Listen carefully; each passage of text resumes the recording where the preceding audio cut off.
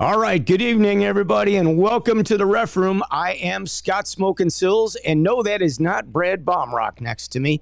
It is the one and only legendary Joe Prescott. We are so excited to have you on the show.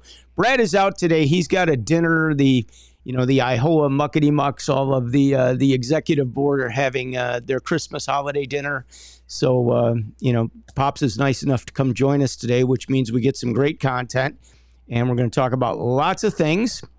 And one of the first things that we really wanted to talk about was it's the time of the year, and we're kind of in the middle of the season.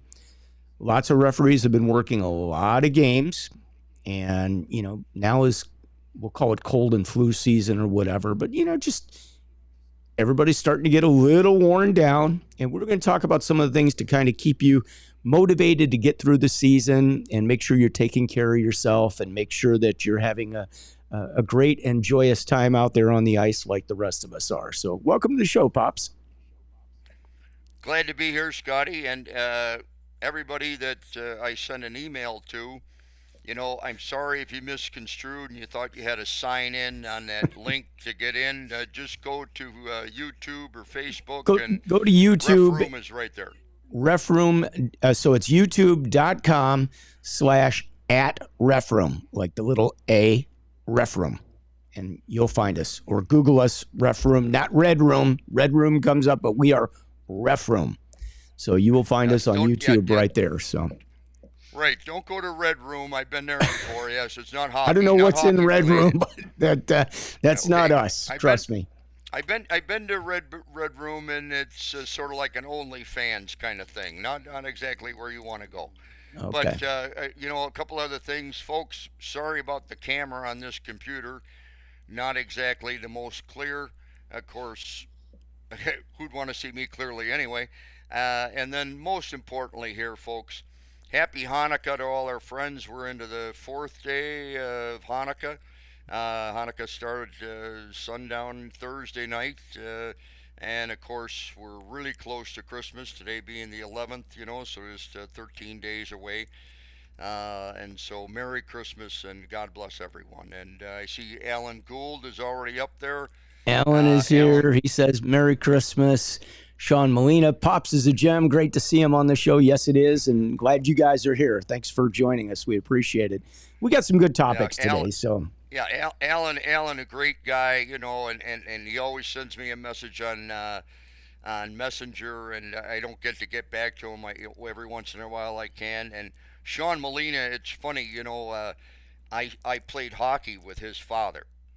Wow. And, yeah, I played hockey with his father. Great guy, an absolutely great guy. And when we were first game we skated together 6, 7, 8 years ago. He said, geez, you wouldn't know Rob Molina, would you? He goes, yeah, that's my father. And I go, oh, okay. So, yeah, and Sean is an outstanding, hockey player. Played at Notre Dame, went overseas, and an outstanding official. Yeah. We don't get many like Sean Molina, believe me. I've told the story. I was I was evaluating or supervising one of the state tournament games down at like Fifth Third. And I'm looking and I'm like, I know everybody on like this U18 game, and there's this level 1 Sean Molina. And I watched him skate, and it was a real pleasure to watch. Trust me, he can go. Really, always fun to watch the guys that just have that skill level. It's very impressive, and it's very rare. I mean, we have some really good referees that skate really well, but when you see some of these guys that can just fly, that played like pro hockey and they can go, it's fun to watch. So that was very exciting. So, and since we're so close to Christmas and everything involved with it, something that if you haven't been an official here in Illinois longer than 15 years, I'll say, you really don't recognize the fact that the way it used to be, is amateur hockey would start up about the time the Blackhawks started up, which was usually Aunt Betty's birthday, the 4th of October, around there. And, they would play whatever they were playing, but it really kicked off where the officials were overly worked on Thanksgiving weekend, with the Loyola tournament, which was huge, and then with other high school events, and then amateur hockey always had some tournaments. So Right. Thanksgiving weekend used to be the kickoff. Where you were working multiple rinks, multiple times, everybody on deck, and now, God, you're starting to skate in August, AAA Yeah, hockey. AAA. Uh, September amateur hockey is starting. For what reason, I do not know. And then by October, it's going full boat. And then you hit Yeah. the first weekend in November, and what used to be CCM nightly World Invite. power, but now it's the CCM World Invite, and we're playing on 50 rinks and 2,000 games or whatever it is. It's just crazy. And then now they have a tournament the following weekend, which they had like 25 rinks going. Yeah. So, uh, for the guys that weren't around years ago, you don't realize that now you're going the full month of November, banging at it really hard, Oh, along with the regular schedule. yeah. And by the time you turn into December, and the first weekend in December, they had the CCM girls event, at 15 or 20 rinks, I Yeah. think. So, uh, along with us not having as many solid, experienced officials as we had maybe 10 or Right. 15 or 20 years ago, Yeah. Well, let's we explain also had that a real lot of guys quickly. that. We have four Go ahead. levels of officials. Ones are like you're just starting out. You're a newer official. Doesn't mean you didn't work 100 games or anything. You could have worked 100 games by now easily. But you're a newer official. Maybe you've been around 1 year, 2 years. Maybe you didn't try to go up to two. I don't know if you're forced to go to two now or not. But ones and twos tend to be the officials that have been around for anywhere from maybe 1 to 3 years, maybe four. And then your more experienced guys are your three, or officials are your threes and fours that have been around for at least 3 years or 4 years or more. And we have officials that have been around for 30 plus years. They may be level threes. So three, either way, once you hit a certain point, you're able to see all the games, and that's at level three. You could see everything. So these guys are working, or officials are working like crazy. So Right. And we don't have enough of them, and unfortunately, some of us are starting to age out. You know, you and I are not the youngest guys doing the games anymore, pops. But well, it is what it I'm is. certainly. I, I, I, the amount of times I get caught and the guy says, to his son, "Come on over here." This is Mr. Prescott, and he did my games when I played, and your grandfather was coaching. Yeah. I mean, that happens, and you're right. And Scotty, mostly up in Madison, I've worked with young people because they still do the three official system a lot, and they do the But four for the upper let's midgets, talk and about the and three. The three official that they do up there is the 2-1, correct? That is not a USA well, no, hockey no, system, or no, that are you doing no, one, no, no. two? In amateur hockey, for amateur hockey, they do one referee, two linesmen. For Right. all of their high school hockey, it's Right. federation hockey. They Right. use the one linesman, two Two referees. refs. So I wanted to clear that Right. up for So everybody. right. But when I'm doing amateur hockey up there, and a couple of times already, I've lined for some of the young guys that they have coming up there. And I've said, if I could do this, if I could line and work with you guys and work on your presence around the net, and get you a little bit of experience on how to make your zone entries, and get your sight lines, I'd be the happiest guy in the world. I'm the only reason I'm refereeing out there is because we just don't have enough guys with experience and with the credibility with the coaches, with the organizations yet. And Yeah. hopefully, It comes with uh, time. you know, yeah, it comes with time. And I do know, up in Wisconsin, there's at least 15 guys on the Madison side that they've really been working with, and about 10 on the Milwaukee side. And I will say, I've skated more in Illinois in the last 2 months than I've skated in the last 8 years. And I've seen at least 4 or 5 guys down here that, you know what, 3, 4 years, They could really be caught carrying the ball here, and Yeah. you know. But you see, and what I always try to talk to them about, because it's not discussed, is the psychology of the game.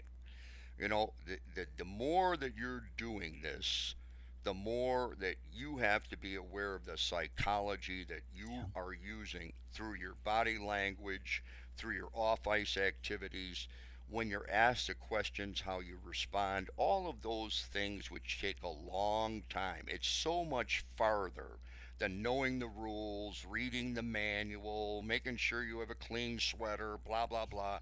Now you're really into the art of officiating when you're working on the mental aspect, the psychological aspect, both with yourself and with others. And unfortunately, you know, the modules don't even come close. I mean, the only things they have with some of that, they have a module with Brian Pancich, one with Brian Murphy, one with Ian Walsh. I wish they had 50 of those for our advanced and our up and coming officials so they could really see that the mental game is so important. Yeah. And because the mental game is so important and sometimes not discussed, getting back to this time of year, especially here in Illinois, but in amateur hockey all over the country, uh, our amateur officials are stressed. And now's the time to take a break and just take the time to review. I know you don't have the time. One of the reasons you're stressed is you don't have the time. But what happens is if you don't take the time for yourself, something bad's going to happen. It's the same thing like the stewardesses say when the headgear falls down for the oxygen mask. Put it on yourself before your child. Right. And it's the same thing. This is this is that time where you have to realize that a lot of people are tired. A lot of people are irritable. A lot of people might be a little bit chirpy at home, or maybe not getting to their real job on time or school. Maybe they've just had too many assignments. A lot of guys sometimes they'll take a week off or 10 days, they come back really fresh. Yeah. On top of that, this time of year, especially if you have children, they're bringing home every toxin on the planet, every virus possible. You know, Yeah. and so you get sick, and also, Scotty, I supervised for over 12 years with the officiating program, the junior officiating program, some games with the low level minors. And when we have camps, I'd always say, guys, here it is, August. Everybody wants to officiate. Everybody wants to officiate the highest level they can, the best games they can.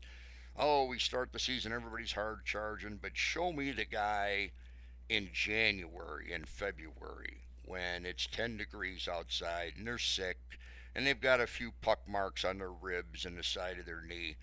Let's see how motivated you are there. And Yeah. and it's the same thing here at amateur hockey. Guys have been nicked up a bit. They're doing a lot of games. They might catch a little virus or something. All of a sudden, the hem falls out of their trousers and it looks awful. They get some skate cuts on their trousers. They got a hole they can't get to. They didn't get over to get their skate sharpened. They're skating on three edges. These are all things because time is short and we don't realize this is all making a big impact on. So I just wanted to cover this. Anybody that's listening or that watches it later, let's go over this and see some points about burnout. All right. You ready to start with some of this stuff? I'm going to let you walk us through it. So here we go. Uh, Burnout, in the definition, the Mayo Clinic newsletter is always great, but physical, emotional, and mental symptoms caused by stress. And we all know this time of year is stressful. But for officials, that balance between our real lives and officiating, it takes work, it takes time, it takes planning. Like everything else that we do well, it takes preparation. And it doesn't matter what level we're at. You know, the guys in the National Hockey League, sure, this is their living. But you don't think that they get a little burned out this time of year when they have to Oh, make their fourth trip to Arizona and they haven't seen their kids in a month? yeah. Absolutely. So, at every level of play, we have to realize this is a risk and what can we do about it? How can we notice it? So the next the next screen here will show us that Yep. you can ask yourself some questions. And really these are really important, guys. Obviously, are you more fatigued than usual? Right. Are you questioning the value of what we you do for our game? Are you having trouble focusing on what you're expected to do, not just on the ice, off the ice? Meaning, are you getting to the rink in time to talk to your partners? Are you cutting off people driving into the, parking lot, and they're all saying, what a jerk. And then you step out of the car and you've got the rolly bag and they're like, oh, great, he's the ref. I don't know. Uh, you know, you get really fatigued. All of a sudden, you feel removed from your work. Kind of separate. How's your patience this time of year? How's your patience with the coaches and players? How about your patience with your partners? Or how about when you get home or at your job the next day? I mean, do you realize that hey, by doing too many games or not getting your focus set, obviously this can lead to diminished satisfaction. Do you have some doubts? Hey, am I doing the right thing? How's your sleep going? Did you have to cut it back from your usual 5.5 hours to 4.5 because work starting has some projects that need to be done, and you had to pick up those three extra open adult games this week? I mean, really, you can really hurt I'm your chuckling, but a lot of appetite. this is so true. Trust me. It's Yeah, home. and yeah, and here is the thing for amateur officials, especially over 30. Okay, are you using food primarily? Drugs? Yeah, I don't know if we have that many people with that, but alcohol, that's my habit. I mean, I'm sorry. I'm tired. I'm beat up. My knees hurt. My back hurts. Get a That beer. Crown Royal, that no, yeah, well, that Crown Royal bottle gets beat up pretty bad. I mean, Yeah. and it's late at night, and of course I'm having a few pops and oh sure, it's Got to time have to some have snacks with something. that too. Yeah, got to have some cheese and crackers. Oh my God, here's a half a beef sandwich that left in there. Yeah. This is what happens. We're eating at midnight, Yeah. 12:30, and now It's we're true. trying to go to sleep with a big full stomach. So there you go. And then I how's could your have written energy these level? notes out for you, pops. These hit home. A few of these hit home. Yeah, I'm guilty. I You like know, the late night snacks because I might not eat before a game or a couple games, and then you're hungry and you do want to eat. So I can relate to that. And it makes it a little tough. It yeah, makes it it can harder be. to sleep. It definitely impacts your sleep. And Yeah, I got a crazy dog that keeps me up all night because she starts if you move in the bed. So she'll wake you up. So yeah. yeah, And I feel you and on this. excuse me, I'm sorry. And for the guys that have kids that have to get up in the morning and get them to the bus or get them ready, or Yeah, help the wife in the kitchen or whatever. Once again, their job. Guys that might be on the 7 a.m. shift. Good God, you got home at midnight. You stuffed your face with something. You went to bed at 1:30. You know, you're getting up and at 5:45, jumping in the shower. You're a zombie. yeah, There you go. So no, and of course, when it gets really difficult, do you have repetitive headaches, stomach, bathroom problems? These are all no. things that if it gets really bad, now you really have to Yeah, that's walk out stress because for people. I mean, that's probably yeah, something to be a little more concerned about. That's more than just right, hockey at that point. But right. But yeah, remember these are also the stress lowers your natural immune system. Your oh metabolism, when you are stressed, the physical stress triggers, and this is evolution, the flight or fleet syndrome. Your system doesn't recognize the fact that you're just, late and tired versus somebody's chasing you down a dark alley. And as you're running that, your metabolism's running, your immune system lowers. That's a medical fact. I used to, when we had the thing and, people had the double mask on and they were driving with gloves in their car, I was like, you know, they are so stressed about that. They were actually lowering their immune system where they could have gotten sicker. So, these are all things you have to be aware that when you're running like this, your immune system does get lowered. Yeah. Okay. Yeah, it's something to be, Now, something to be aware of. If you're, you're not up to par, take a day off, take a break. You got to do what you got to do to stay healthy. It's a long season, and we need lots of people reffing. So, you take 4 instead of 5 games that day or whatever. I don't know if you work 6 games in a day, which a lot of people here have, sometimes even more than that. By that 6th game, your focus is not what it was at the first game. So, multiply that by a number of days and then add work to it and everything else. And yeah, it definitely does, change your perception on the ice of everything that's happening and your demeanor. It's not easy. Let's look at this last page on here. On the last page there, I was just Yeah. going to point out that referee being explained things by the goaltender. But anyway, we'll look at this referee who obviously has had a long game or a long week, or possibly his wife's not having a good time. But here's the causes. Yeah, he's A setting lack of somebody control. straight there. That's for sure. Yeah, lack of control. Really, how many times do we feel as officials? Oh my God, you know what I mean? With the schedule, the assignments, especially with the assignment thing, where you click on games you want, and then you got to wait 3 days and click on it again, and then all of a sudden games pop up. It's after the 3 days, and now you have something else. I mean, that alone is stressful. Let Sure. alone, you have to get to the rink. This is why hockey officiating, unlike baseball or unlike football, those guys, they walk to the car, they walk on the field. Yeah. It doesn't matter what level, you have to have your gear. It has to be in good condition, and you have to go out in the environment with the players. Once again, if you don't like what we do, if you don't like pucks getting shot at you, go do volleyball, basketball. They don't shoot the ball at you, you know.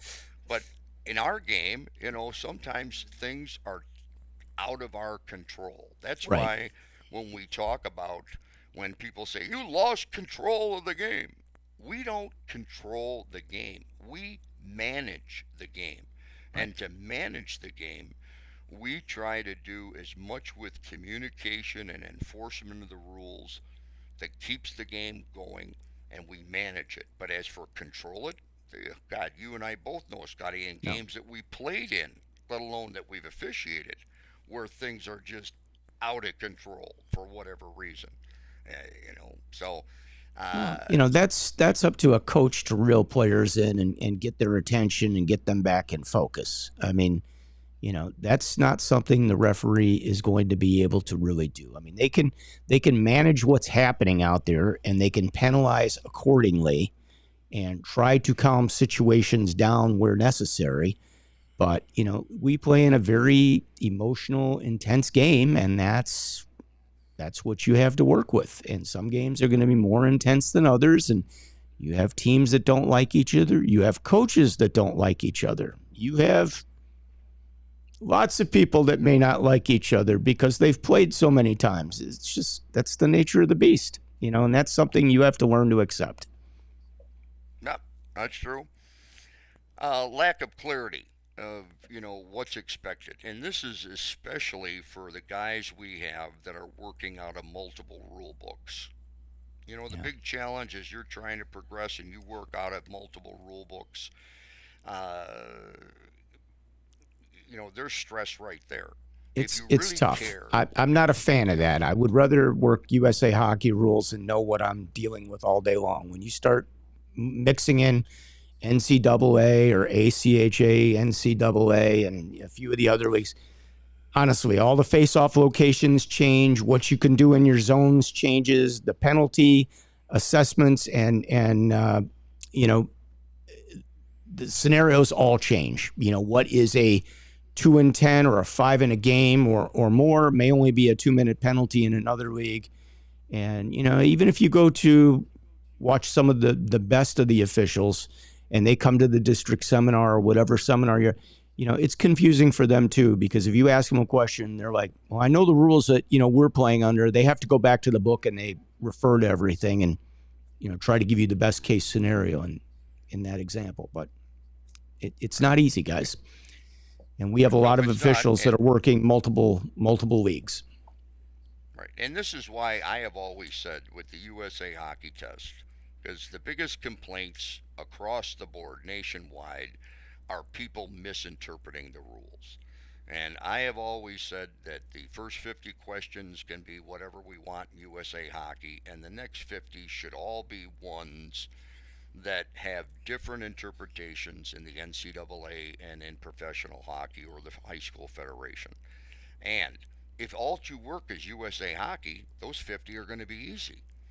If you're working out of 3 or 4 rule books, now you're going to have to do some thinking for that extra 50 and review the USA Hockey rule and review the rule in the federation.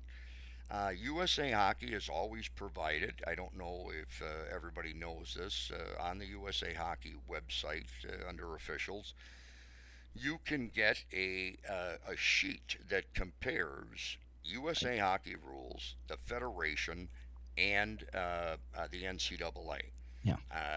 And although this doesn't cover everything, it's about 12 or 13 pages long because it covers everything. But especially the playing rules, and as you mentioned, Scotty, the face-off locations and when you can change and when you can't.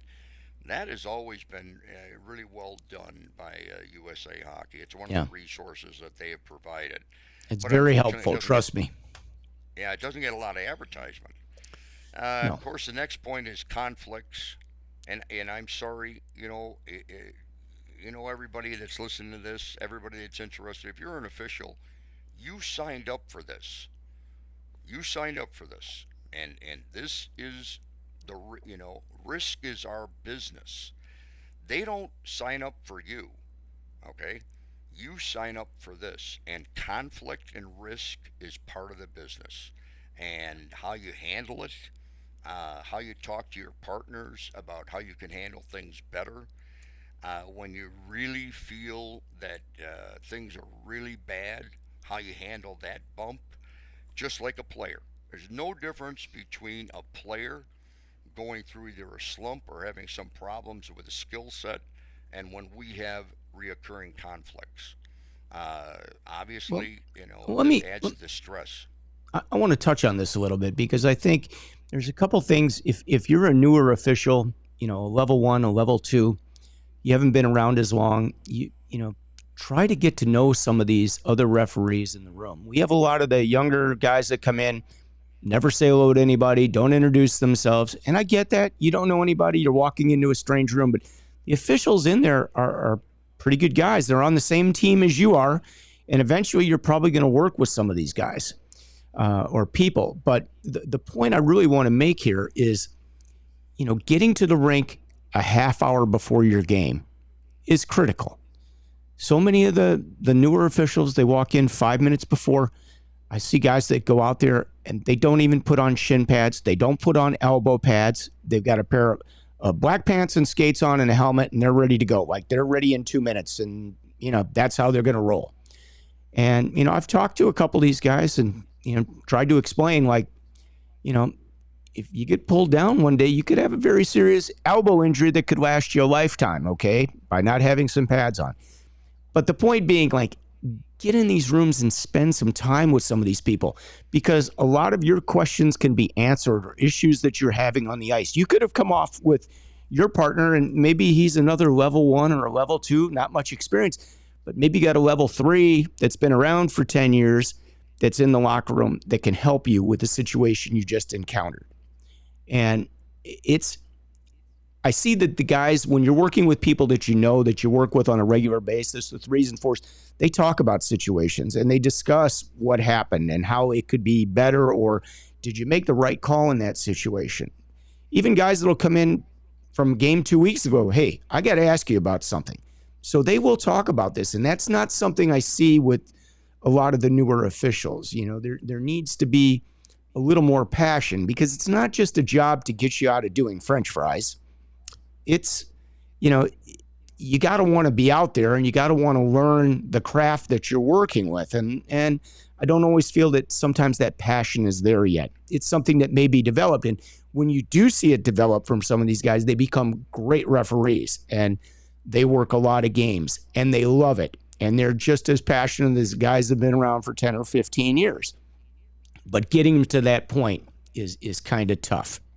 And I'd just like to see if they were there in the room and they put a little time in, I think they would get more out of it. It's just something that I see.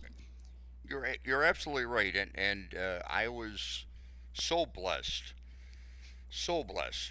to start when I started with the people that I started with. We had 121 people in IHOA, and boy. Well, you basically started everything, Joe, because I remember back in the day at Rainbow, and I don't want to go back there all the time. We always go back to Rainbow Arena. And, a lot of this stuff wasn't as developed. I mean, I can remember growing up playing, minor hawks, and that was like the top team that you could play on at the time. And I remember that when we had tournaments, we had different officials that came in. We had officials we didn't see during the course of regular games. And they wore different crests. And they were like a special group that was brought in. And like you could tell the difference. Like this is like polished professional referees that are working your games now. And like, this is great. They know exactly what they're doing. You don't have to sit there and worry about it. Not that we did worry about it back then. We just played hockey. It's different. The passion and the emotions of the game, I think, have changed a little bit because, the coaches were way more controlled back then. I think everybody was more civilized in the game that we played that wasn't always civilized. But it just kind of came off that way. Well, here in Illinois, and for 30 years, we had the Illinois College chapter, which was with the National Ice Hockey Officials Association. And you had to be nominated to be in that group, and you became a B-level member, and you only became an A-level member if enough coaches and enough of your partners recommended you. And of course, when you were an A-level member, if all of a sudden you put on 40 pounds and really couldn't move the way you could, you became a B member. And, if you kept, showing up not on time or whatever, you became a no member. So a lot of the guys that you're talking about were in our college chapter. And the college chapter met 3 times a year. Everybody showed up to the first meeting, coat and tie. Nobody didn't have a tie on. The second meeting, you received your check for the first, games you had and talked about any, problems with rules and that. You had your assignments handed out then. And then you had an end of the year meeting where you received your check for the, and then also where you looked at some new members, and then everybody rated each other and the coaches rated you. So it wasn't just like you became an A or B member because 2 guys didn't like you. There was a rating system that both the coaches contributed to and the officials. And I tell you, it was so much better then because when you had these guys in a room, you talk about young guys, the young guys wanted to talk to them. Why? Because they knew these guys were the best officials in the state, and they also wanted these guys to look at them and help them become part of that group. Yeah. Okay, so let's move on to... Yeah, I want to actually hit a couple of the comments here because, we've got some people that are checking in. Of course, Sean had checked in and Alan, but Ron, longtime official, checks in. He says, Pop's the best. I'm headed to a 7th foot surgery, 57 years of playing, coaching, officiating, all that good stuff. So, yeah, Ron, we miss seeing you out there. I've had the pleasure of working a number of games with Ron over the years, and, yeah, it's tough. We definitely all have a time limit on our amount of games we get to do, and injuries are the worst because you want to be out there and you can't. And those are the people we want out there, the people that are passionate and want to be out there doing these games. Silvio, another one of my favorite scorekeepers. Absolutely. What about the scorekeepers getting harassed? Me being a penalty box supervisor, if people don't know who I am, they better ask somebody. Well, I know what Silvio is referring to. He had a situation maybe 2 weeks ago at one of the rinks I think he had a parent and some players that were not kind to him in the penalty box. And, I explained to him, I said, well, first of all, you need to call your referee over. Get your referees to come over. You're a scorekeeper and you're in the penalty box. Even if you're working the door, you are a minor official at that game. And I get that we have parents that come in there and open the door. And your job, if you're going to be in there, is to open the door and to close the door. That doesn't mean open your mouth. It means close your mouth. You're not there to cheer and beat on the glass. Go over in the stands if you want to do that. If you're going to be in the penalty box, you have to act like a professional because that's the job you've been given. And if you're going to be abusive to the scorekeeper, you're going to be asked to leave by the referee. And that is something that referees need to be aware of. We are responsible for everything on that ice that's going on. We run that game, okay? The scorekeepers work for us. We do not work for the scorekeepers. But we are there to support that scorekeeper and make sure that scorekeeper is in a safe, comfortable working environment. And if that scorekeeper is being abused by someone in the penalty box, whether that be parent, player, fan, whatever the case may be, then it is our responsibility to go over there and deal with the situation and take care of that scorekeeper because they are part of our officiating team. And I don't think we always, if you're a newer official, realize that. Like it may be a parent that's in there keeping score, but that doesn't mean that they don't get abused by somebody that comes into the penalty box or is sitting in the penalty box. So you need to be aware of who's in there and what's going on at all times. And if necessary, that's when you need to step in and, don't be afraid to ask somebody to leave. It's not the end of the world. Scotty, I'm always happy to hear from Silvio. He's a great guy. I hope he's enjoying Arizona. I talked to Silvio also, and Scotty, got to tell you, it was a couple of officials he had problems with also that were aggressive with him and wouldn't listen to him. So your situation that you know about, the situation he talked to me about was a couple of our guys kind of barking at him and not giving him any courtesy at all. And guys, no matter who it was, like Scotty said, the off-ice officials, what we used to call minor officials years ago, right. The off-ice officials are part of the team. And I always, when I'm talking to young officials and officials about, again, the psychology of it, when you get out there, you take a few hot laps and you set the nets, do you go in and talk to these guys and say, hey, how are you? Or do you just stand out there with your, arms crossed and talking to each other? A lot of our guys have never been taught to step in there and go, hey, how you doing today? And, how's everything? You take the score sheet, you check the benches, you give them the score sheet. Hey, I got this done. Is there anything else you need today? Some of these people that scorekeep never even hear a good word from some of our guys. And that's part of the gig, too, of building a team. And yeah, Silvio had a bad situation with a couple of officials, and he had a bad situation, as you pointed out, with some parents that wanted to be cheerleaders, So either way, it's an excellent point. And if you see in the conflicts down there, I put down, do you have games where you're out of sync with your partners and the off-ice officials? And that's really it. We have to try and work with the off-ice officials as part of the team. And anything you can do to incorporate them as part of the team is you just have to make the effort. And you should make the effort. And then again, if they're getting any kind of grief from someone, you've got to step in and put an end to that. So, yeah. Yeah, you make a good point, and I'm probably a little bit guilty of it sometimes too. I recognize some of the scorekeepers. Now, when we have I'll call them the professional scorekeepers, the ones that work like all the tournaments and they're all day long, they are really a part of the team. They become a big part of the day for you. They make your life great. They get the penalties up on the clock quickly, so you're not standing around. They know what to do, and, I just love them. I mean, that is just awesome. We also have a lot of volunteer scorekeepers, and they may be somebody doing it for the very first time, and it's a bit more of a challenge for them. It's a challenge for them to get a penalty up on the board or to send the right player back on the ice at the right time, even after you've probably explained it to them a few times. They'll nod their head. Yes, I understand. I understand.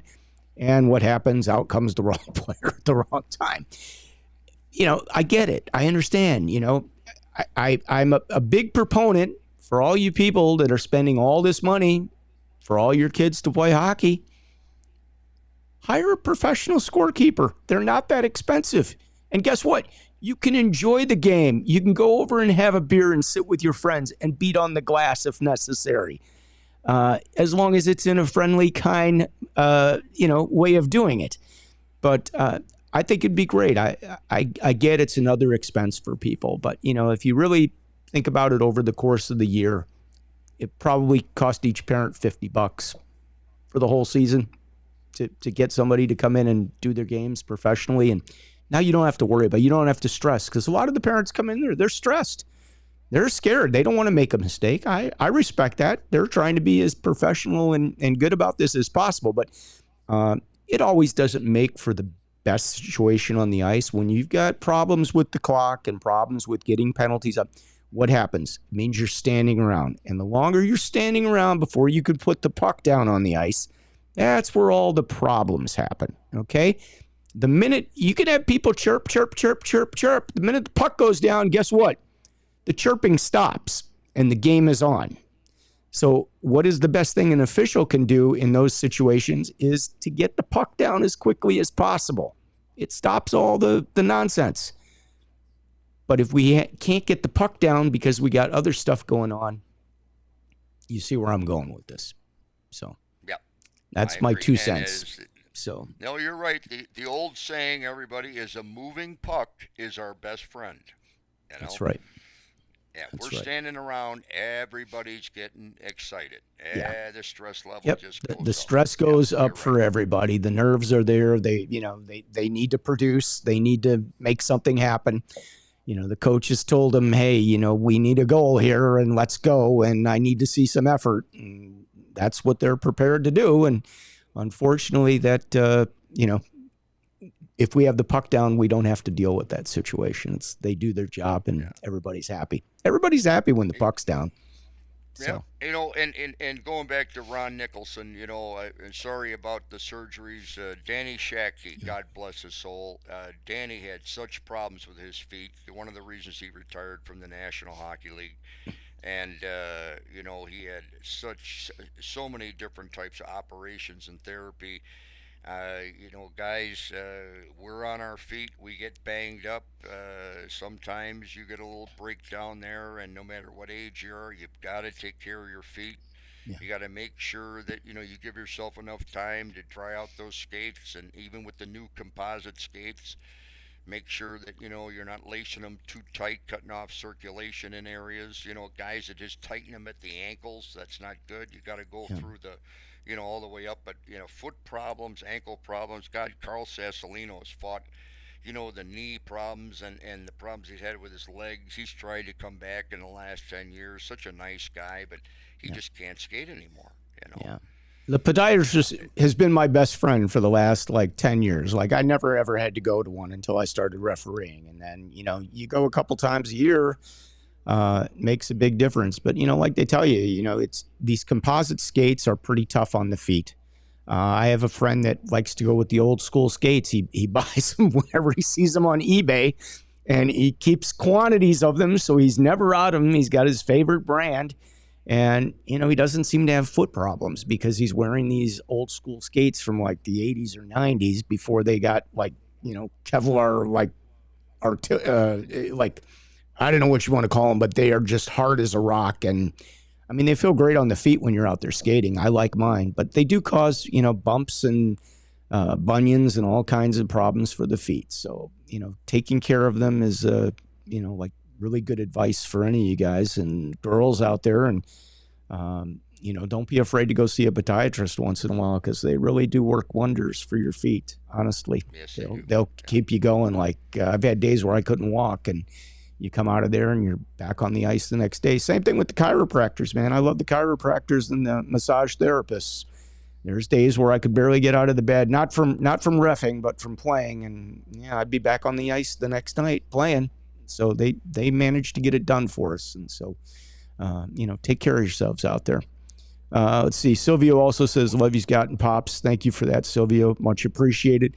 Terry McLaughlin checking in, another one of our buddies here, and he says, hi, pops. Hey, T-Mac. That's That's right. great, T-Mac. Thanks, That's sir. right. Good to see you. Yep. All right, well, Ronnie listen, we're says going to have to go through. he wore Graf kangaroo leather, just 250 to 300 games a year at the age of 50. Yeah, a lot of guys like those. They are supposed to be very comfortable. I've never owned a pair of Graf.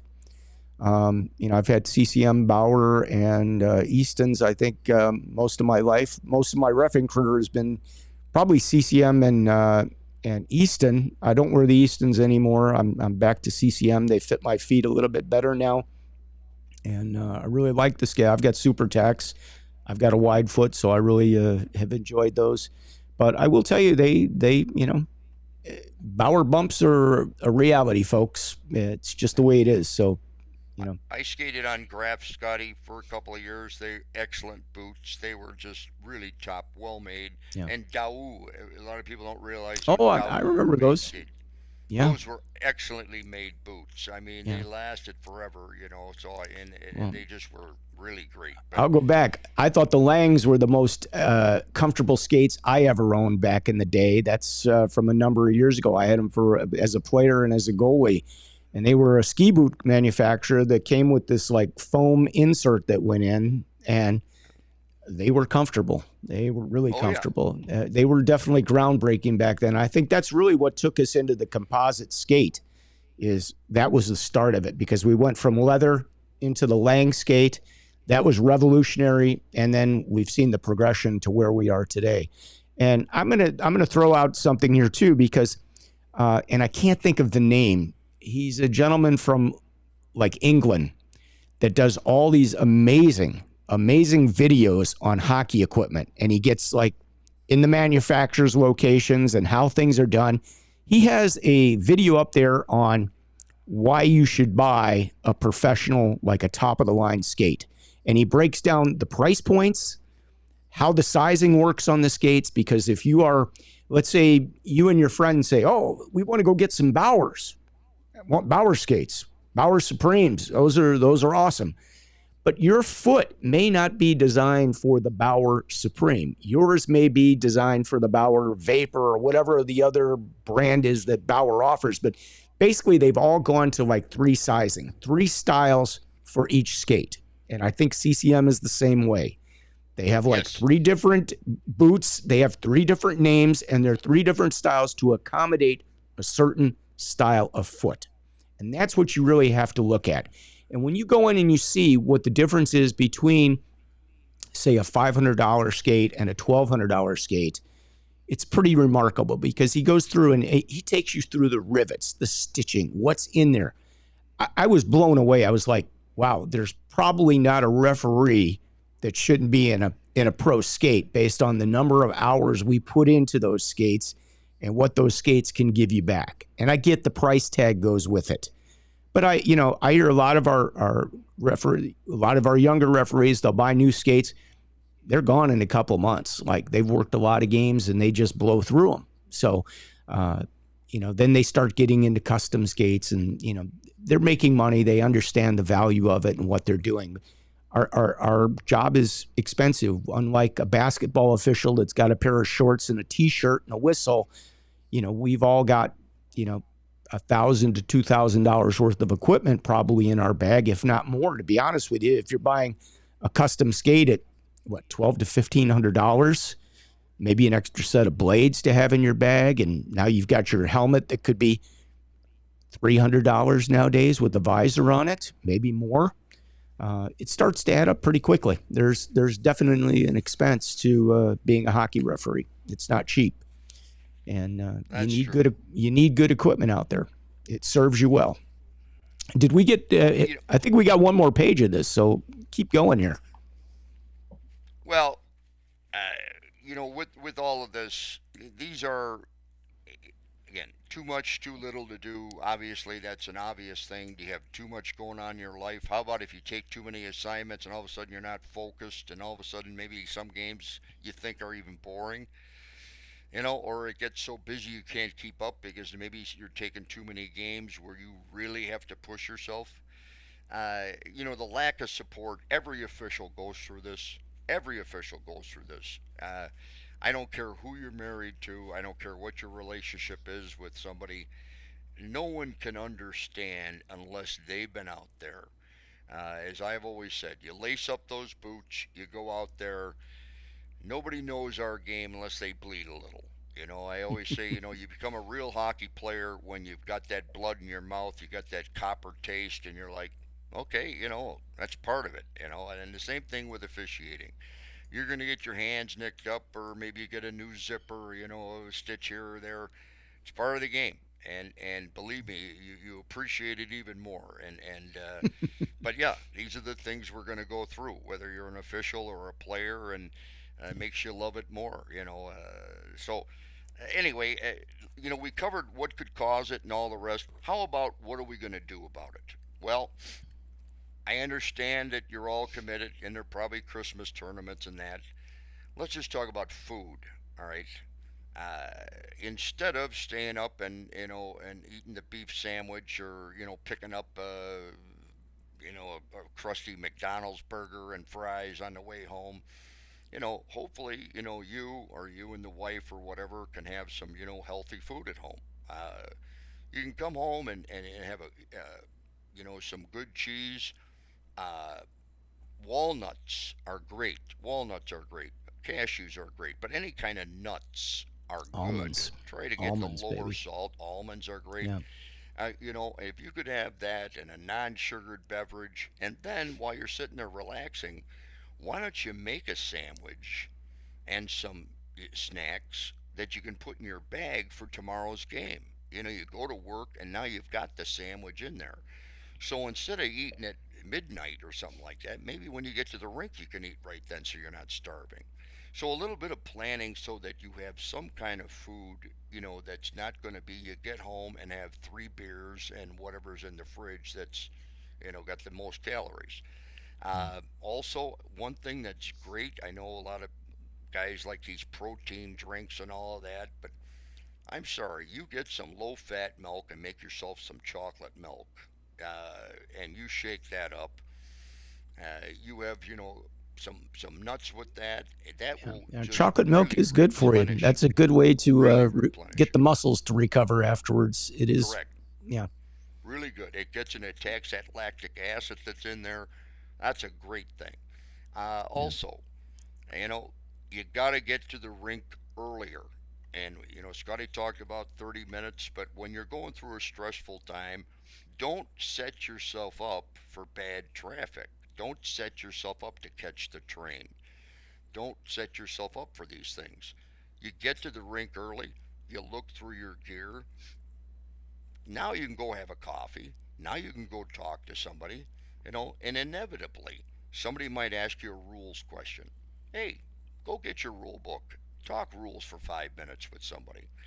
You'll learn something, they'll learn something, and you're reducing stress.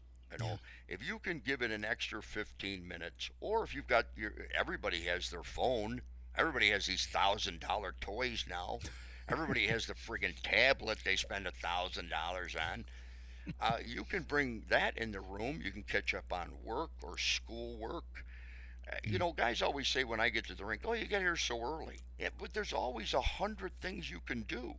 Yeah. But there's nothing you can do when you're consistently cutting yourself short. And now with holiday traffic as it gets worse, let Yeah. alone we haven't had a snow yet. All right. So, don't make yourself stressed by getting there. Plan to be real early. Bring some work along. Hey, how about that sandwich and the cheese sticks you put in the bag? Yeah. You can eat those then. Go get yourself a coffee. You'll really reduce stress. And as for the old story, for everything else that with our game, you've got to make a list. You know, Everybody's going to go crazy in the next few weeks, wrapping gifts, buying gifts, waiting for Amazon to knock on their door. Hey, you've got to make a list of who you need to get done, when you need to get it done, and the same thing with your gear. All right, geez, I haven't had my skate sharp and I just don't have the time. Okay, you don't have Yeah. the time, you don't have an edge. and now all of a sudden you take a turn and boom, we've got a guy who's a great guy, blew out his shoulder. Why? Missed an edge, put out his arm, blew out his shoulder. Yeah. And you know, you got to make sure those skates are taken care of. You have to Yep. make sure your equipment's dry. Yeah. All right. You want to be comfortable this time of year. It's cold in some of these buildings, like super cold. Yeah. And I was going to show everybody a little, regimen I go through with cleaning whistles, where I put them in boiling waters with Q-tips. We might do that some other time, but all I can tell you is all that you have scope or Listerine. Just, take it, pour the scope in there. If you have a Q-tip, fine. If you don't, put this, shake it around and then put the hot water on and throw it through the whistle. And I'll tell you, for most of you, there's going to be black gunk that comes flying out of there. Yeah. And if you don't think that's going to cause you to catch a virus, because that's just going to hang on to those kind of things. Yep. So just cleaning out your whistles with some scope or Listerine, and then hot water, letting them dry out so the cork goes in there. Or for you guys that have the ones without the cork in there, you let the plastic all set. It'll be great, and it'll be much more healthy. So those are just some tips that you can have to reduce stress and get through this Christmas season. Got a couple more people we want to put their comments up. Bobby Blundell, Birdman, what's going on, buddy? He says hello to Pops. And, of course, our good friend Brian Smolacek checking in. Good evening, boys. Merry Christmas to all. Awesome info. Burnout is real. Fatigue sets in. Reaction times are slowed down. Stay safe out there. Yeah, it's great advice, Brian, and very true. Glad you're here. Thanks for checking in. Hope you're doing well. Have a good holiday season, my friends. And I call Brian a good kid, because he really is. Here's a guy that's been through a lot of health problems. He loves our game. He always gives 1,000% effort. Yep. It's just he's just a great hockey guy, Brian Smolacek. Yep. Always love having great hockey people around. That's awesome. Well, Joe, we're going to wrap it up because we're coming up on an hour right now. You want to take a timeout? We'll give you a 60-second timeout. Okay, 60 second. The Illinois Hockey Hall of Fame will be held on January 28th. And this year, 2 more officials will be entered as honored members. Gary Como. A lot of people don't know Gary. I don't. Gary Como was one of the original signers of the IHOA Constitution. Gary Como was an official when I started, one of the top officials in the state. He worked in the WHA minor leagues, the old Southern League. He worked in the NHL training program. He's been an off-ice official for the American Hockey League for years. And Gary also a fellow Marine, and just an all-around tough guy. And we used to teach seminars. Chet used to get in the plane. Chet Stewart. I remember Chet. Him or Jack Prost or that, and they'd go jump in the plane and teach a clinic. They were referee clinics. They'd jump to Missouri or go out to Iowa, and these guys would come along and help Chet teach the clinic. Cool. Great guy. And then our own Dave, Zednik, David Zednik will be put in. Very excited for that. Dave's a great guy. And this will make 52 people have been honored by the Illinois Hockey Hall of Fame as in the officials category. There'll be 51 and 52. Okay. So very cool. All right. Well, congratulations to both of them. Everyone. Yep. Yeah. Brian says Merry Christmas to them. They've earned it. Yeah. Nutrition is key. Yeah. Very cool. All right. Well, Joe, I really appreciate your stepping in. Our referee in chief, Mr. BAUMRUCK, will be back next week. I hope. He's finally going to run out of dinners to go to.